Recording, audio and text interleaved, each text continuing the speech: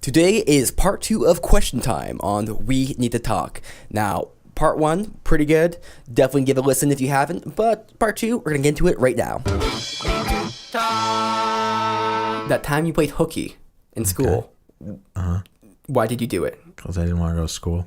Okay. And, okay, this is high school. Let's say senioritis hooky. Okay, yeah. When did you feel bad about it? No. Do you feel bad about it now? No. Why not? Because I had my mom's permission. Like, hey, Mom, I don't want to go to school today. She's like, okay. And then she called me out of school. Okay. Her rationale is he's going to do it anyway. At least at least I can keep him out of trouble in doing so. And like, he's a good kid. He doesn't do this all the time. Like, everybody deserves a break once in a while. And I'm going to let him take this time off. Yeah. Okay. Your mom's pretty cool. So yeah. That's very understandable. And you're not keeping it from your mom either. So I back then I probably would have lied to people, but like to this day, like I don't have any reason to.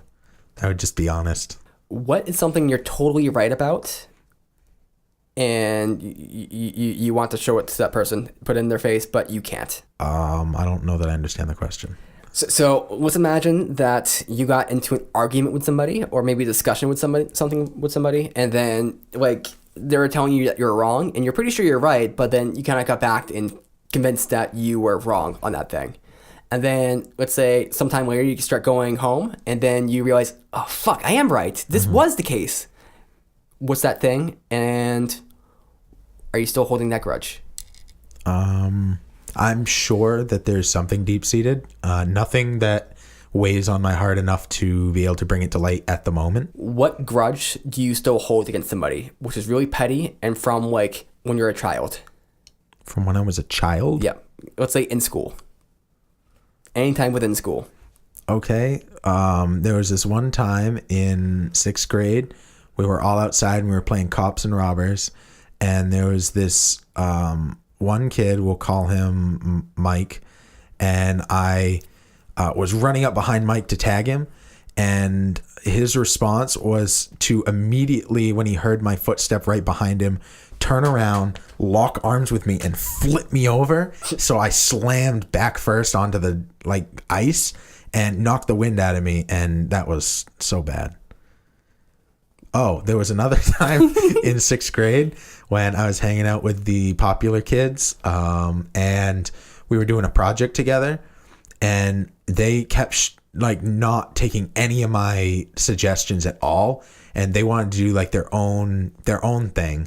So the three of them, there were 4 people in the group, the 3 of them designed the whole thing and had me do all of the actual work for it, but wouldn't take any of my suggestions, and I was really bitter about that. I wouldn't say I still hold on to that bitterness, but I remember that feeling bitter about that for a really long time. Yeah. I think most of the things I'm angry about from the past are things that I myself did that I wish I didn't do. I think that's probably more healthy. Kind of makes more, I mean, it kind of helps inform your decisions now. The only thing I can think about is I had this childhood friend named Jerry. This is back in the 1st grade. And Jerry and I, we got to be good friends. And I had this baseball that I got from the Sea Dogs game. It's not like I caught it out of the air or anything, but it, it's just a baseball you buy there. And I really liked it, and I brought it to class because I thought it was cool. He thought it was really cool too, and he asked if he could borrow it for the night. And I'm like, yeah, sure. So I let him borrow it, and then he never showed back up to class. And then he died? That was the last piece he needed to go back in time. He moved away. So to a different time period. I don't know if he knew he was moving, but I think he might have. He knew he was moving, and he's like, I want something to remember Nate by, so he stole your baseball. I never got that baseball back, so I'm still kind of pissed at you, Jerry. Fuck you. Hey, Jerry, if you're out there, hit us up and give Nate his baseball back, damn it. Yeah, really. Even if it's not the same one, just pretend it's the same one. Yeah, this isn't a regret so much, but it's I think I told the story one time. I don't know. Maybe not. I'll tell you if you start telling it. But there was that girl in school that she was, pretty cute. Let's call her Amy. So there's Amy, and she had really nice boobs, like a really nice boobs. Okay, we're not in first grade anymore. She was really hot. I really liked her. She's kind of, maybe not too intelligent, but still really nice personality. Are you talking about? Yeah. Okay, go on. But I kind of had a crush on her, but it's like I was a bit weird back then. Not very emotionally savvy, not very socially savvy. Okay. And so she had this habit in chemistry class of writing hearts all over my chemistry papers. And I get kind of pissed because she's like, I'm trying to write these notes, and she just like keeps writing all these hearts and stuff. And she kept on doing it, and it's like, oh, man, she's such a girl. This is what girls do. Just write hearts in people's notebooks. This is all they do is heart. Maybe I was a little bit sexist back then. Okay, it's starting to sound that way, Nate. But years later, I started looking through my notebooks just for the fuck of it, and then I saw all these hearts, and I'm like, wait a second, she liked me. She was trying to tell me that she liked me, that she had a crush on me. Mm-hmm. And then I started thinking about all these moments of things she said, like about me looking like the guy from The Princess Bride and how he's so cute and stuff. Mm-hmm. And like, she was totally crushing on me, and I didn't notice. Mm-hmm. I could have been with this girl, the girl with the great tits. Jesus Christ, Nate, I hate you so much sometimes. How do you know she wasn't writing hearts on your page thinking about me? I don't think she was. Well, you don't know. I think Did you ever ask her? I do think she had a crush on you at some point. She had a crush on me for sure. Everybody did. Yeah. Everybody has a crush. I can't even fake that. She did have a crush at you at certain points, but she also had a crush on me at this point as well. But I know she had a crush on you because there was, I'm not sure if you're aware of this, but you had your girlfriend, let's call her Cassandra. Okay. And she was talking to you and stuff like that. Then Amber would just talk to you and stuff. And it's like, like girlfriends, when they're jealous, like they're not like, they're super nice, but in a super passive-aggressive, territorial kind of way. Mm-hmm. That's the kind of interaction between these two here. Well, I remember she said, I don't like her, to me. Like super blatant. I was like, why? And then she wouldn't answer. And I mean, the reason was because she was dating me. Okay, yeah. So, I mean, I knew, but I didn't care because I like Cassandra more. Yeah. But she was really cute. I miss you. No, for sure. I miss you. That's a real desperate way to say that. So it's like I don't regret too much, but this is what I regret is I missed out a chance in high school. That's really...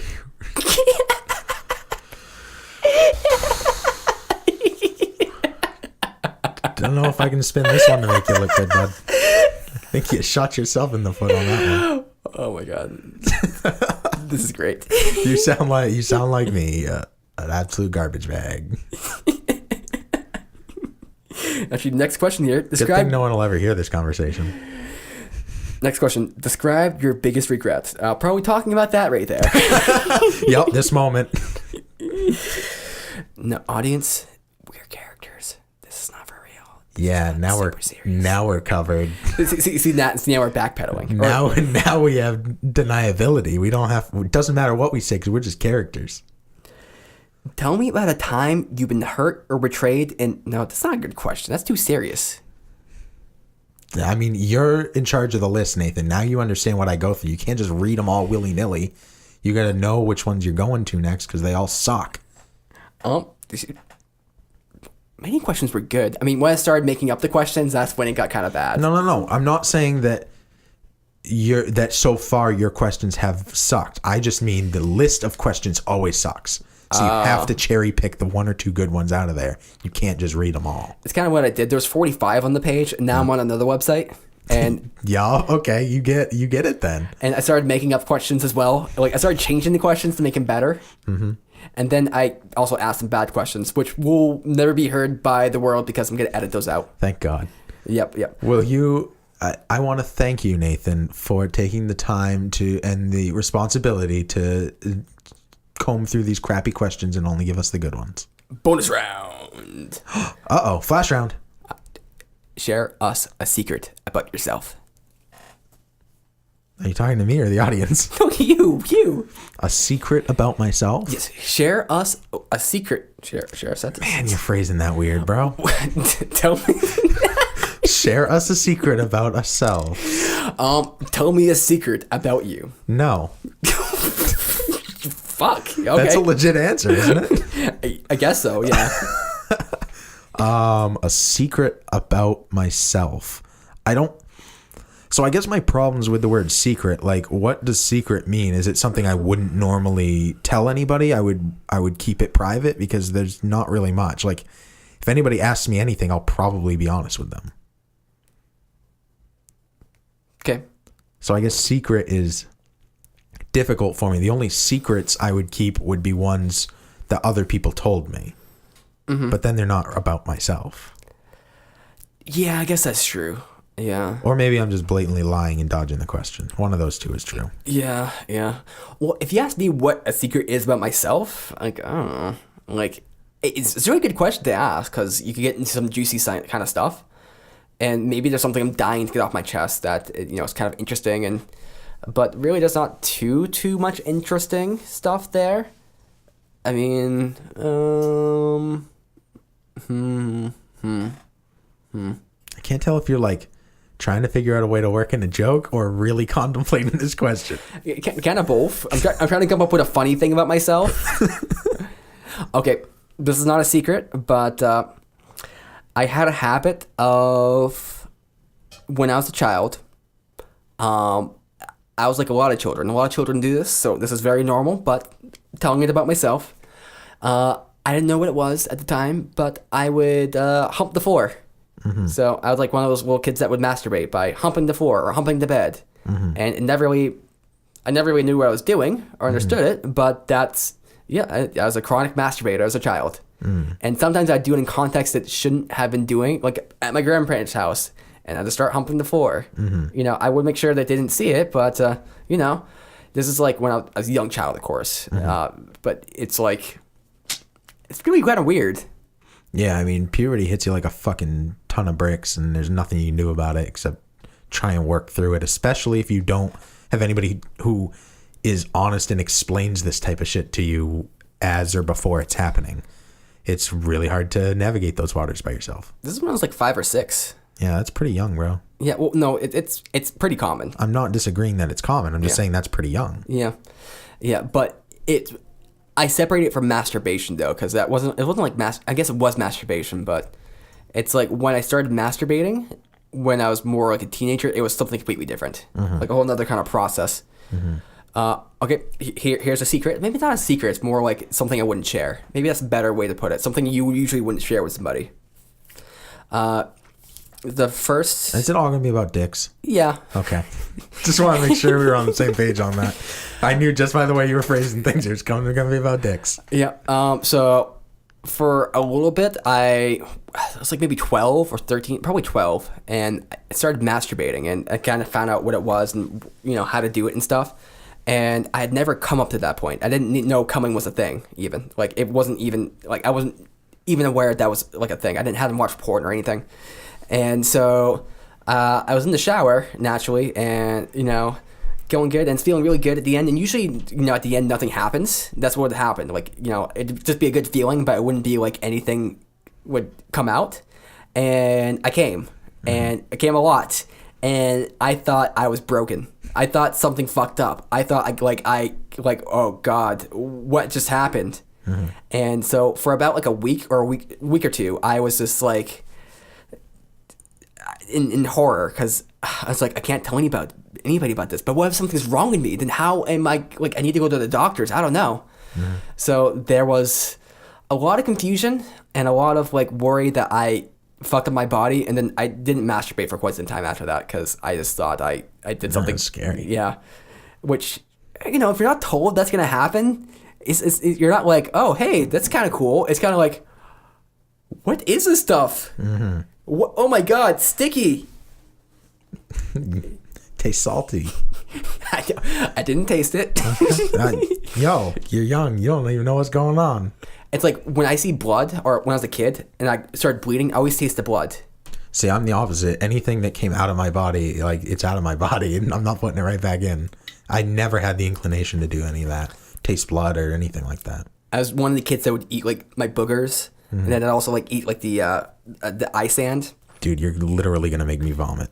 It's like if I had a scab, I'd pick off the scab, eat the scab. All right, I'm gonna vomit in your house on your carpet and then leave. But you know, I guess I was so. Now that I've shared something that I usually wouldn't share, maybe that's a better way to put it. Do you have anything? Sure. I find men attractive, not sexually, but just like in general. I can objectify a man the same way I can a woman to be like, wow, they're really hot. But I've never gotten like any sort of a sexual gratification out of that, and never wanted to fuck a man. I've thought about it in the sense of being like, would I ever want to have sex with a man? And I always come to the conclusion, no. I don't even think I could get hard from a guy. But I mean, I think that that's probably fairly normal. I think that's probably the way most people are. Just most people aren't willing to admit it.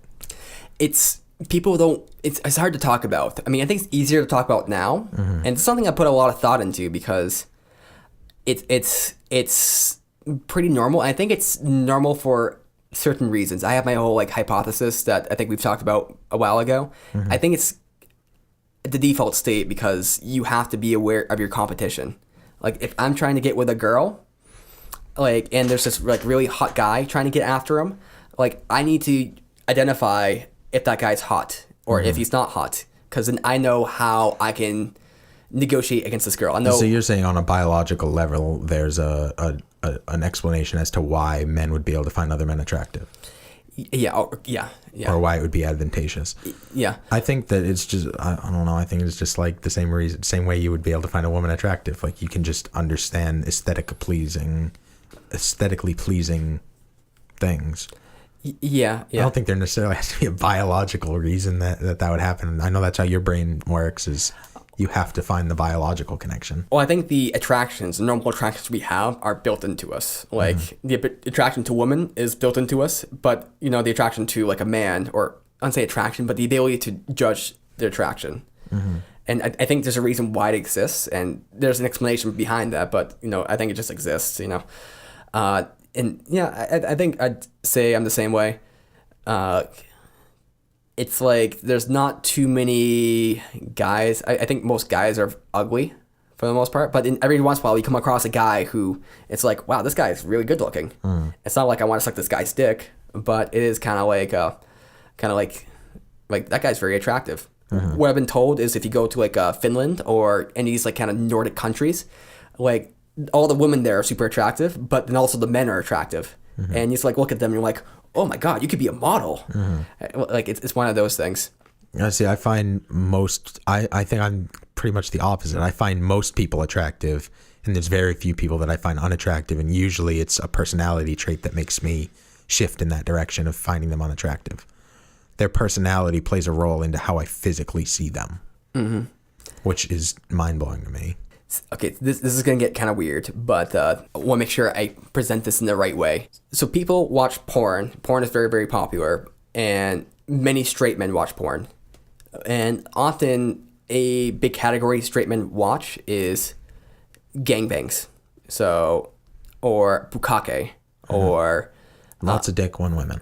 Lots of dick, one woman, or it's maybe, just a guy and a girl, and... so on and so forth, like that. So there's many combinations. A lot of guys watch this girl, just single girl or girl on girl and stuff like that. But there's a lot of porn categories out there, which is many guys or at least one guy. And one thing about this, what I realized is that guys don't really like porn where the guy's not hard. Right. If you were to watch a porn and the guy was soft during it, you'd kind of be not very into that. So I guess that what the hell would the context then be? Well, that's the question there, right? I mean, if okay, just go on. So there's a lot of porns out there where the guy's like half chub, so he's got like somewhat of an erection, but it's not really like fully strong, and people generally don't like that. And so you could actually put this in a way where you could say that straight guys like erections, right? They want like a guy to have an erection, like a strong erection. Or straight guys like watching guys get off because they like watching cum shot things where, you know, girls get cum all over them, or bukkake things. They like watching guys jack off onto a girl. You know, that's the ending point, right? That's the part that's important. It's onto a girl or with a girl, or it's in context to a girl. That thing on its own wouldn't be attractive. But a big appeal, at least to having men in porn, is that the guy is doing something with a girl, but it's the guy as well. Like there's a big part of that, which I think is kind of very kind of strange to dissect in a way. Why? I think it's pretty straightforward. When you're watching porn, you're putting yourself in the position of the character of the man, and seeing that guy get off and since you're projecting yourself onto them, that's you getting off. I mean, that's pretty linear. It's pretty straightforward, but then you could put it in the other way where you are watching, you're getting off on this guy getting off. Like you're getting off on the guy. You want this guy to be hard. Now, why do you want this guy to be hard? Because you want to project yourself onto that guy. And this guy being, you know, not hard is kind of making, you know, it, in a way you can say that you get sexual pleasure from this guy being attractive, or this guy kind of fucking this girl really hard, this guy having a really strong erection. You could kind of put it in that kind of way, which all I'm trying to say really here is that kind of certain ideas of sexuality, when you start breaking them down like super fine tooth and comb, they can get really confusing, really kind of like you're saying. If you go with the explanation that if you can relate to this person, you're putting yourself into that person's shoes, then it you can accept an explanation. So you can put it in a way when you break it down to its components. It seems like what you're into might be like, say, homosexual or not like fully heterosexual, because part of your attraction or your arousal is based off the man, which I don't think is like, I'm not saying anything controversial here, but rather I'm saying that when you break things down to their components, they don't make too much sense. Well, not when you're taking things out of context by saying guys like seeing dicks. Like that's what you're trying to say. And I think that's just a misleading statement. I think when you say all the words you need to say in order to get the point across, it becomes a different point altogether. Which it is part of my argument as well. So in context to just a guy on his own, like it doesn't mean anything. Like it's kind of unattractive to me. But if you take like a guy with a really good erection and a really hot girl, so that's attractive to me. So it's within context to that, which kind of modifies it. So I don't, cum shots, stuff like that, not really arousing to me at all. The most arousing thing to me is a girl getting off. That's like matters way more to me than the guy ever getting off. And I like faces. So I would, if I was going through porn videos, I would go based on faces way more than body or anything else. Yeah. Which I think is, I don't know if that's typical or atypical. I think most guys I talk to are all about tits and ass and seeing the girl and then like cum shots. You quote Joe Rogan all the time about when you see a girl with glasses, the first thing you think of is coming on him. Like that's not the first thing I think of. That's and I'm imagining that I'm atypical in that sense. I'm not saying it's the first thing I think of, but it's like Pornhub and all these different sites, they put out these user statistics about, like, you know, what the biggest categories are, what people watch, and I'm kind of going more off that. You know, what tend to be the top trending things for that year and for in general. And in general, straight guys tend to watch a lot of that. It tends to be something they really are into. I think, and I'm of course just throwing this out here, but I think that a lot more of the reason behind guys liking multiple guys on one girl is about the access or ability to be able to get that girl than if you have to have an emotional relationship or there's some like weird crazy pizza guy story involved, that it's a girl who just wants dicks. And like that's what some guys want, is a girl who's just hungry for cock. And it doesn't matter who it is, because then they can put themselves in that situation much easier than being like, well, I'm not a pizza guy and I don't want to work as a pizza guy, so this will never happen to me. I think it's easier for them to put themselves in that position, and that girl seems more attainable. See, now you're going the biological route. So one question I ask myself sometimes is, and I have to be really honest here. Let's say that I saw a woman walking down the street, and I'm like, man, she's really hot. She's got a really nice butt. And I kind of see her, and then you find out she's a man, and then you're like, okay, that man has a hot butt. You have to be honest with yourself. You've said this several times on the show. Yep. Go on. Yeah, but what if they're attractive in general, right? I go on a date with them. I don't know if they have a dick, and then years go by, and then I find out they have a dick later. I mean, can I really say I wasn't attracted to that? No. I mean, okay, I found out there's a dick, and maybe that's something that changes your perception completely. Like maybe it's kind of like when you are eating bread and then you see a little piece of mold on it. Like now the whole loaf is poison, right? It's just like, oh God, never touch that again. Maybe it changes your perception in that kind of way, but yeah. It's like when you're eating bread and then you find out that it has a dick. Like, was it not good bread? But I feel like we've gone a bit deep here. A bit deep into this crevice of a topic. What other porn categories were we part of?